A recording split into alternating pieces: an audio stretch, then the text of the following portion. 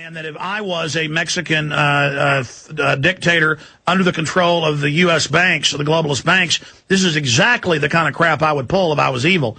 And or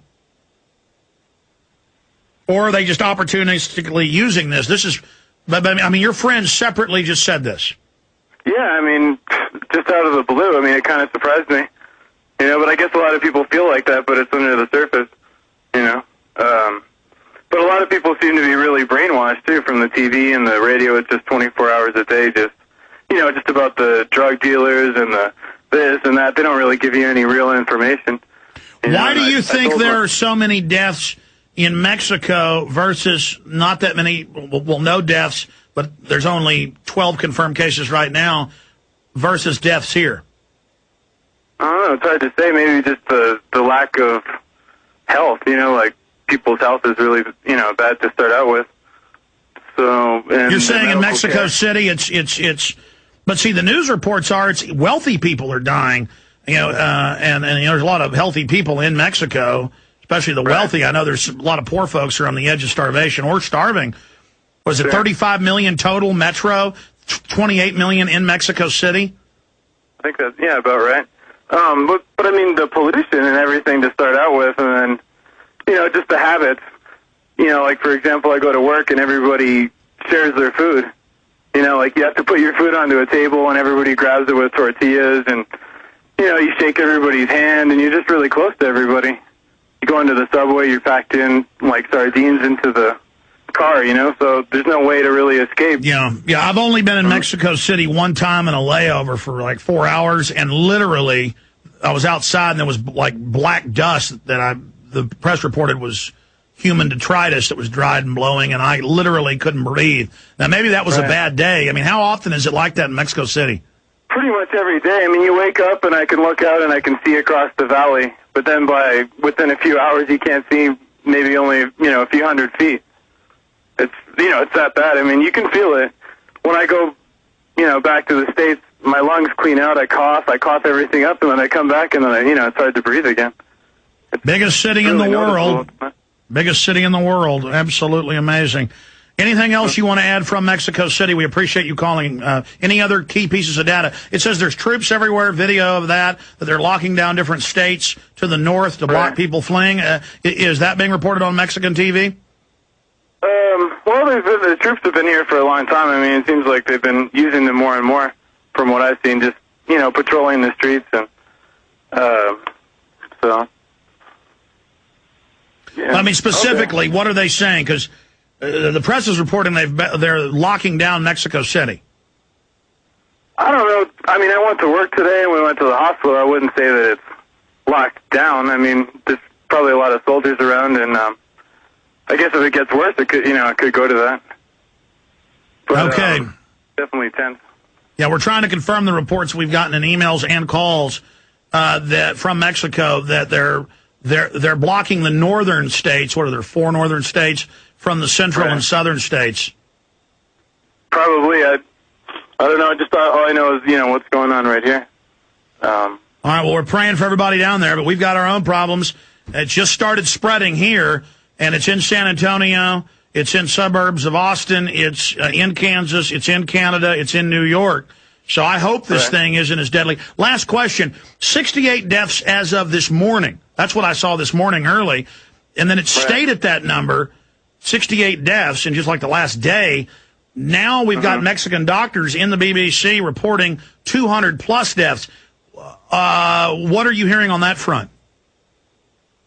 As far as I know, it's like about 60, but it's really hard to say because there's really not very good record keeping here, especially in the smaller towns.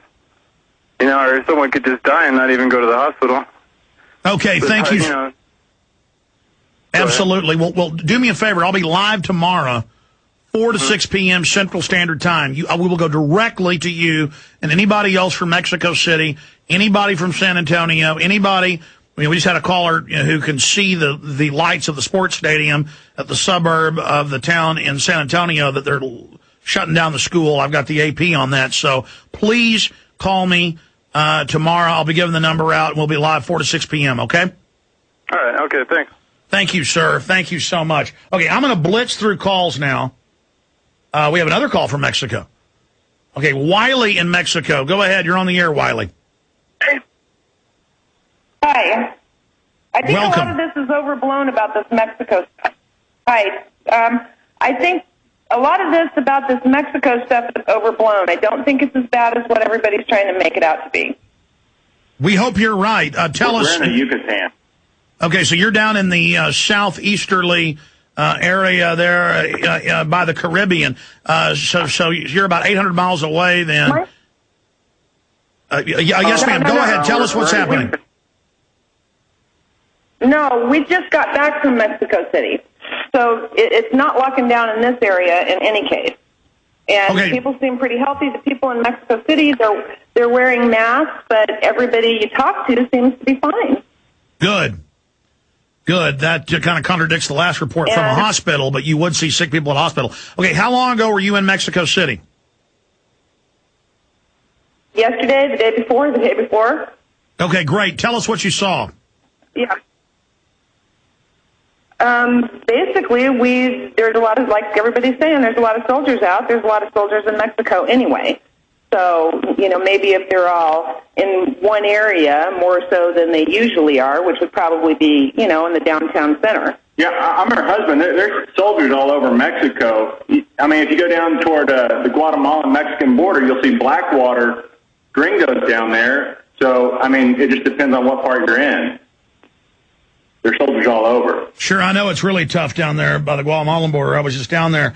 So specifically, the reason we're talking about soldiers is they're saying it's a civil emergency.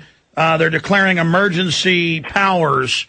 So that's the issue that we're and either way you cut it, I agree with you. They are hyping this. We hope it's just hype and that there's nothing behind it. And this certainly is a way for the government to grandstand. And a lot of Mexicans are complaining that the Mexican media and the U.S. media are overhyping this. Why do you think that is happening?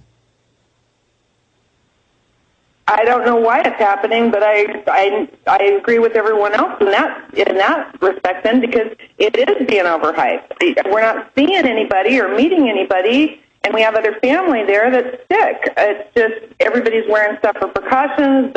The pharmacies are selling vitamin C and pushing vitamin C for also precaution, I guess. But people don't seem to be sick. As far as the soldiers go, most of them are friendly. It's the same thing that we see pretty much every day. But I think they're trying to make Mexico look bad in a lot of different ways recently, and I don't know why, just like the drug things. I mean, we don't have issues with...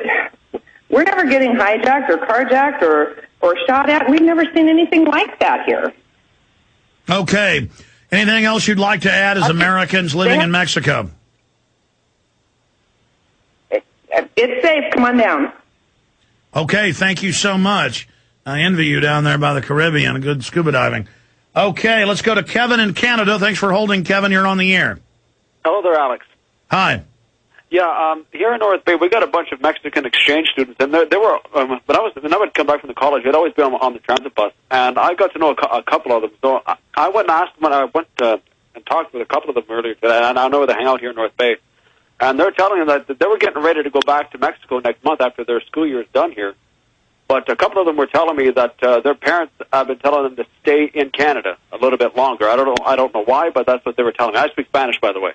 So that's yeah, well, I mean, we just heard how great things are, and I know in areas of Yucatan, that's the kind of the resort area. It's nice. They were telling us that Mexico City was kind of great. But, no, I mean, things are deteriorating, and there are a lot of folks dead. And the issue is flu killed 40 million people in 1918, and it killed a couple million more in an outbreak a few decades later. And then we have governments hyping it, the very governments that stage terror attacks and are eugenicists, and Dr. Pianka and biology departments, and I've run into others that are involved in weapons labs who are part of the eugenics movement, who are celebrating and waiting for airborne Ebola, kind of the 12 Monkeys crew. And so that's why we're watching this and looking at this. And I'm in Texas, and they're shutting schools down south of me and got people locked up in their houses that have this. And if folks start dying from this bird flu, in the United States or Canada, and it's in Canada, as you know, or in Kansas, we got a problem because that means it's been spread by design. Again, 95% of the time or more, because it mutates if it naturally spreads from body to body, because there's so many different mutations happening as the virus replicates. Well, and these kids that are here in North Bay, these are rich kids that are here in North Bay. Their parents are cops, lawyers, parents of drug dealers also. So when they got the rich parents telling their kids to stay up here in Canada, I think there may be something down there that may be a lot worse than what that lady was telling us. Because again, she's in Yucatan, so that means that she's. Look, I was in. I'm agreeing with you. I was in Yucatan, which is one of the better places in Mexico, 3 months ago, in January. So 3 months ago, it was bad. You're listening to GCN, the world leader in independent talk radio.